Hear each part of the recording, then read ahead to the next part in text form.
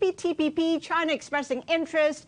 What would it mean for the global trading system? And are you optimistic that CPTPP can get China more towards its trading practices? Sure. Well, as Linda, look, I remain very bullish on opportunities for trade and investment. I mean, we've seen over the past several years some significant deals done. We went through a period, almost a golden era, where we had the TPP done, or the CPTPP done. But we've had since then, of course, the Regional Comprehensive Economic Partnership that's been put into place.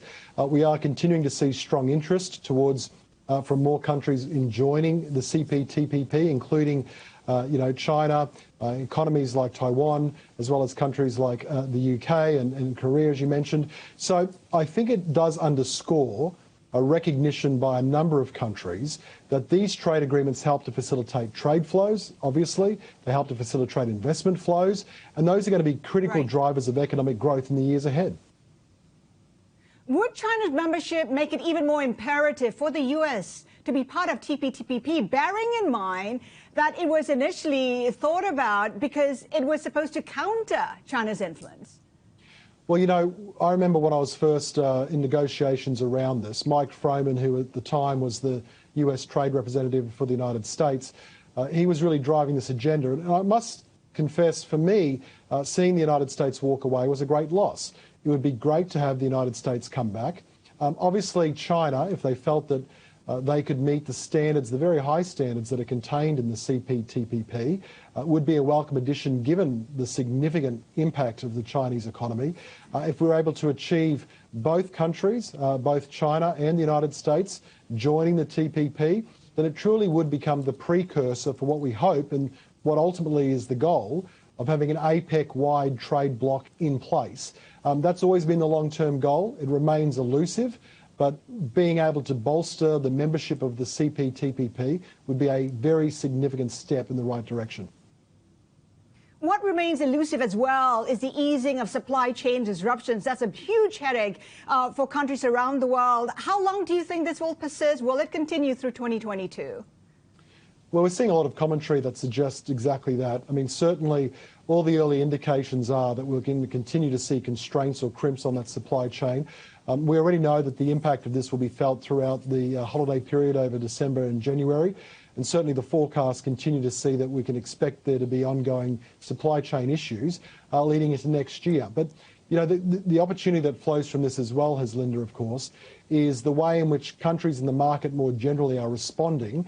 We're continuing to see a diversification of supply chain. We're continuing to see a shift away from, last-minute supply chain services. And so I think we're going to get effectively those two features coming together, where you're getting diversification as well as that supply chain problem being fixed over the next 6 to 12 months. And that's going to lead to some interesting outcomes as well. Steve, can you just give me a sense of, how can you have a trade bloc, a CPTPP, when you've got yourselves, Australia, and China, when China's actually not at the moment accepting quite a lot of your products? Sure. Well, I mean, that's why you need to have the rules of the road. That's why bodies like the WTO are critical for resolving trade disputes. Clearly, you want good actors on any side of a trade deal at all times. But from time to time, you do have disagreements that arise. Where those disagreements arise, you need to have, a body like the WTO and its appellate body in place. Now, the appellate body lost a lot of wind from its sails over the past several years following some decisions that were taken by the United States. Reform was required. Reform is being discussed, and I think in time reform will be implemented, the result of which will be a more agile WTO that responds to these types of trade disputes in a more timely way, and ultimately that's going to be good for all economies concerned. But people quite often ignore the WTO. It's toothless largely, isn't it, Steve? That's what I'm trying to get at. So, I mean, if you've got two actors who aren't getting on, how do you actually then cobble together, a trade bloc, if you will? Well, you have similar comments that were made about the bilateral relationship between the United States and China as well. And yet, notwithstanding some of those tensions, there are still agreements that were able to be forged and put in place.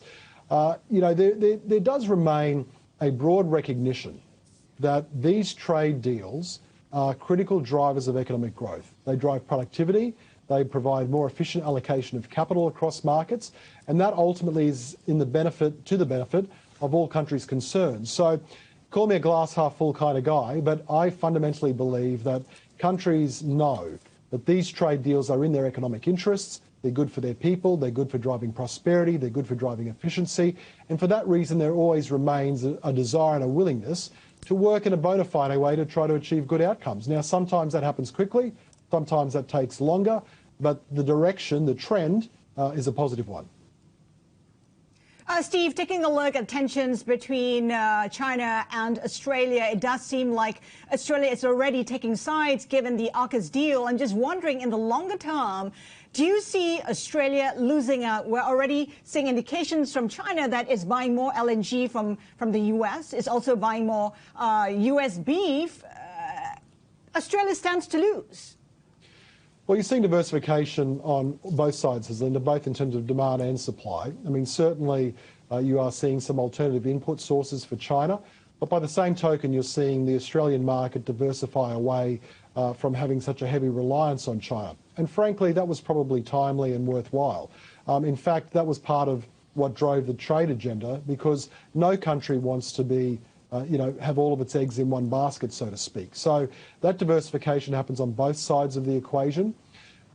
I come back to the fact, though, that when it comes to these types of trade deals, I remain optimistic that you can find pathways that work for the countries concerned.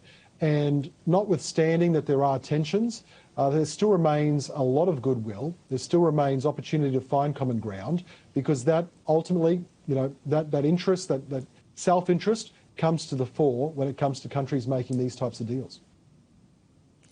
Tell me, Steve, can you have Taiwan and China in the same grouping? That may well lead to other tensions there as well. What's your take on that? Look, I think we'll need to see how that plays out. Ultimately, the geopolitical tensions that we're seeing in the Indo-Pacific region have been building for some time. They remain there. Earlier, Linda, you made the comment about Australia picking sides. I mean, I would just note that the consistent commentary that comes from both Australia, the US, the UK, as well as from ASEAN, as well as from China, is to make it clear that this isn't about picking sides. I don't think there are sides that need to be picked. What there is a slightly different worldview. What there is, though, that is common is a strong commitment to multilateral institutions, and that includes multilateral institutions like the WTO. So I fundamentally think that there's enough goodwill to be able to drive forward agreements. Now, whether that means Taiwan and the China mainland are part of that, time will tell. But I think with all of these trade deals, the more economies that are involved, the more countries that are involved, the better it ultimately is for everyone.